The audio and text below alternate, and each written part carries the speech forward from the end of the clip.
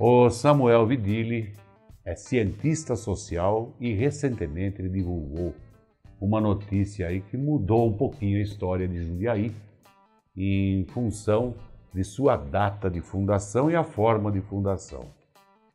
E isso, logicamente, é baseado em documentos, né, Samuel? Exatamente. Eu estou fazendo uma pesquisa para um livro, eu quero escrever um livro sobre a cidade. E aí eu fui, no primeiro lugar onde eu fui procurar notícia, documentos sobre a cidade, achei uma data diferente, né, que é essa do, não 14 de dezembro, isso aí, 14 de dezembro de 1656. Ou seja, a gente é um ano mais novo, né? E esse documento estava onde? No Arquivo Nacional da Torre do Tombo, em Lisboa, em Portugal. Portugal. É. A Torre do Tombo é o lugar onde se guarda, os portugueses guardam documentos desde a época de suas aventuras aí marítimas, Sim. Vasco da Gama e companhia. Até mais antigo do mais que antigos isso. que isso. E todos os documentos. E por que eu fui lá? Porque todos os documentos coloniais, ditos coloniais, né, os do Brasil português, de 1530, de 1500, né, Carta de Caminha tá lá. Até 1822, quando foi a nossa independência, eles estão lá na Torre do Tombo. Tudo arquivado. Tudo arquivado. Comigo foi o seguinte, Anselmo, eu entrei na internet, comecei a pesquisar pelo livro, comecei a ler outros livros da cidade, mas bem no começo da pesquisa, eu descobri não, porque como eu falei já, né, falo sempre, eu não posso dizer que eu descobri um documento de 360 anos, né? Com certeza alguém já deve ter tido acesso. Mas você achou esse documento? Achei o documento, achei na internet. Então eu entrei no site do Arquivo Nacional da Torre do Tombo, me inscrevi e vi lá, escrevi Jundiaí, não achei nada. Aí eu escrevi Jundiaí com HY. Ah, grafia antiga. Grafia antiga. Aí apareceu lá, ao translado do auto de criação da vila de Jundiaí em 1656. Mas aí o que aconteceu? Eu vi isso e falei, isso é interessante. Pedi para uma amiga minha, você também conhece, a Fátima Martini, que trabalha lá na Câmara Municipal, e ela, por paixão também, ela estudou paleografia. Paleografia é a arte de estudar grafias antigas. É quem pega a letra do médico e consegue decifrar. Sabe? E aí ela fez isso, Anselmo. Ela pegou e descobriu. Descobriu não, novamente. Concluiu. Né? Concluiu que o documento se refere a... foi um abaixo-assinado de 80 moradores. Quer dizer que não foi o Rafael e a Petronila fugindo? Não, isso é tudo... Isso é historinha. Não, isso é tudo historinha. Isso já foi desmascarado por muita gente boa que... A história de Jundiaí e a história como um todo, né, ela é uma construção. Né? Então, cada um tem uma história, cada um conta de um jeito. Por muito tempo, acreditou-se que tinha sido a Petronila que matou o marido lá em São Paulo. Lá em São Paulo, aí fugiu com o amante, que era o Rafael de Oliveira, veio pra cá em 1615. Já falava o mal dela antes, então. Ela já tava... Falada. Coitada, já tava falada, coitada. E aí veio pra cá e erigiram a capela de Nossa Senhora do Desterro, e o Desterro foi escolhido, a invocação foi escolhida... Por eles estarem fora desterrados de sua terra, né? Como se fosse muito longe São Paulo, né? Essa história é mentira. Essa história, na verdade, existe. Se você for ver lá nos documentos da catedral, Mário Mazuia falou muito disso. Inocêncio Mazuia falou muito disso. O irmão do Mário. Sim, pessoas que dedicaram muito, e muitos outros. O Mário escreveu, inclusive, um livro, Jundiaí através de documentos. Sim. E aí essas pessoas, e não só eles, viu? Muitos outros. Todos os que dedicaram a vida a escrever alguma coisa da história da cidade tem muito mérito. Porque nunca ninguém fez isso e nunca ninguém ganhou nada com isso. Ninguém ganhou dinheiro, nunca ninguém ganhou... Pura poesia. Pura poesia.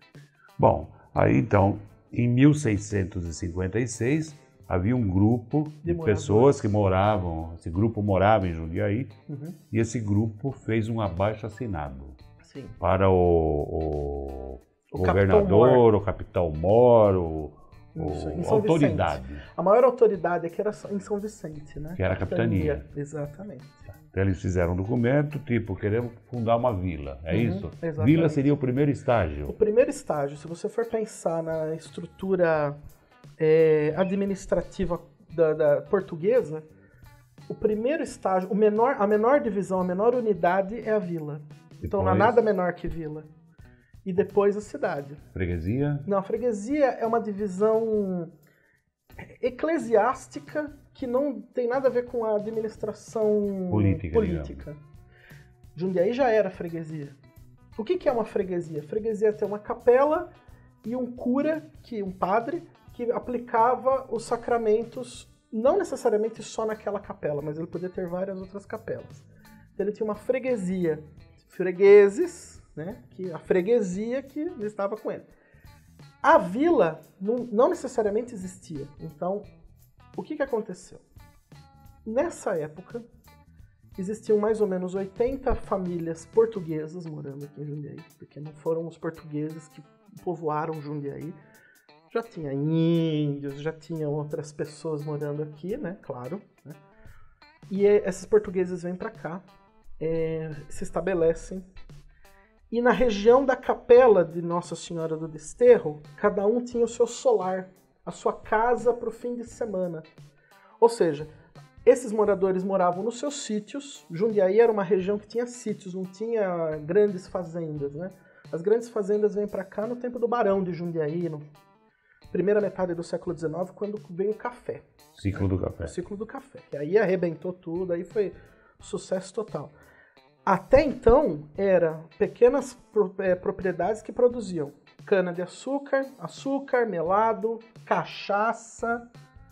O Jundiaí era muito famoso pela cachaça que servia aos tropeiros. Muitos compravam mulas na feira de Sorocaba, mulas selvagens.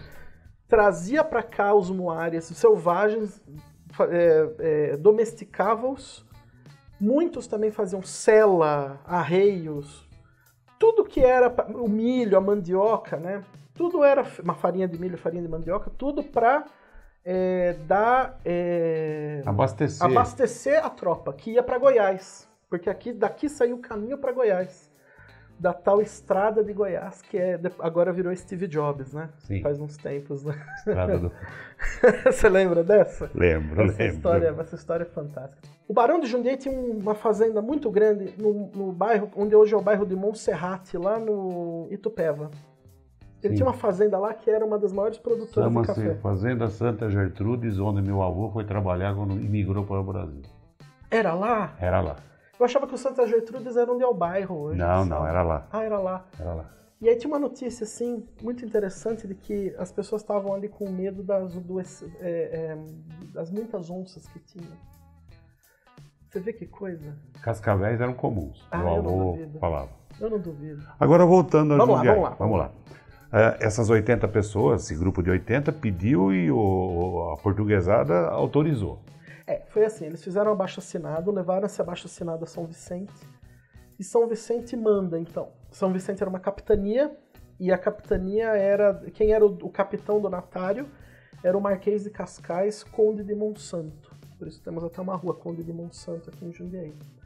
Ele manda para cá um capitão-mor, que seria um policial militar, e um ouvidor-mor, que o ouvidor é o advogado, é o que ouve, né? E aí eles querem, na verdade o que eles querem? Regulamentar as terras deles. Eles vieram, ocuparam as terras, fizeram suas plantações, suas fazendas, eles queriam um pouco mais disso, e eles dizem no documento, queremos um ministro aqui, ministro é um padre, né?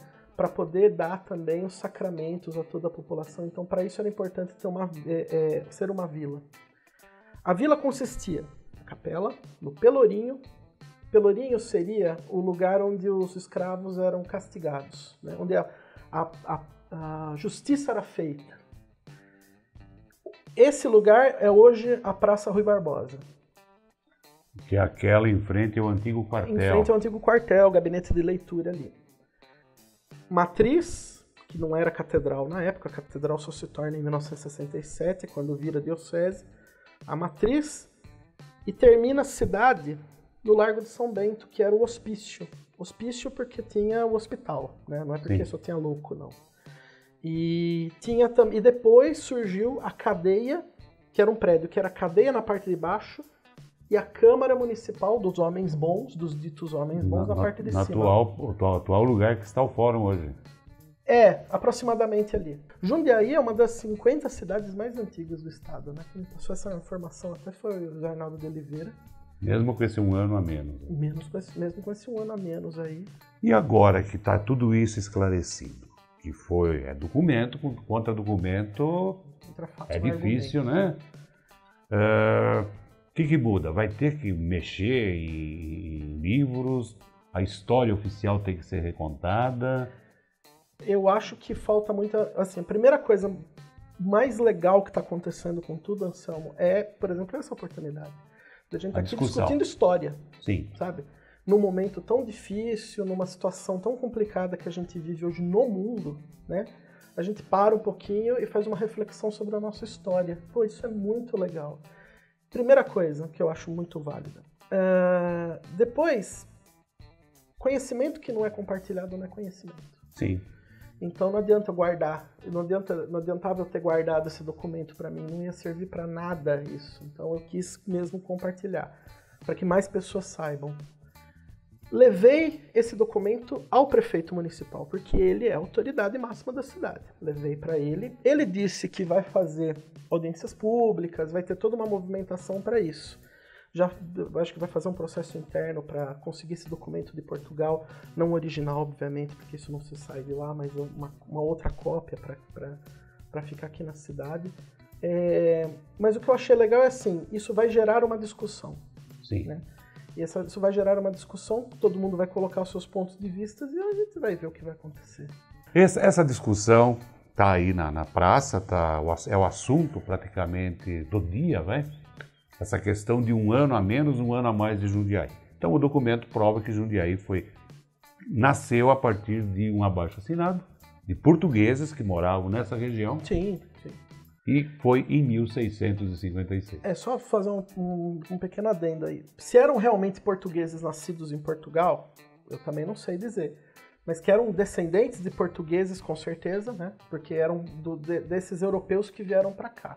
Podem ter nascido em São Paulo, eventualmente, podem ter nascido em São Vicente, eventualmente, mas, de fato, são descendentes de portugueses. Vamos falar gente com sangue português, então. De certa maneira, sim. Com espírito lusitano. Espírito ibérico, melhor. Então esse foi o Samuel Vidili, ele é um cientista social, quer e tenho certeza que vai conseguir escrever um livro e tá aí a discussão, aí vamos ver o que mais aparece sobre Jundiaí. Vamos ver. Vamos ver, né? Vamos ver. Você está assistindo Novo Dia TV.